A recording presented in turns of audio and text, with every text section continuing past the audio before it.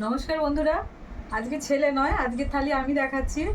তো আজকে আমার জন্মদিন। তো আমার জন্মদিনে কি কি আয়োজন করেছে আমার মেয়ে, সেটাই আপনাদের সঙ্গে শেয়ার করব বলে আজকে থালিটা আমি দেখাচ্ছি। তো এই দেখুন কি কি বানিয়েছে। প্রথমেই দেখাচ্ছি পাঁপড় ভাজা, আর বানিয়েছে কলমি শাক ভাজা, উচ্ছে ভাজা, আমি গাঁদাল পাতা ভালোবাসি বলে গাঁদাল পাতার বড়া, এখানে ঢ্যাঁড়স ভাজা, পটল ভাজা, কাঁকরোল ভাজা আর তিলের বড়া আমার খুব প্রিয়। এখানে আছে মাছের মাথা দিয়ে মুগের ডাল, আর করেছে পটল আলু পোস্ত, আর এদিকে স্যালাড, আর দিয়েছে মাছের কালিয়া।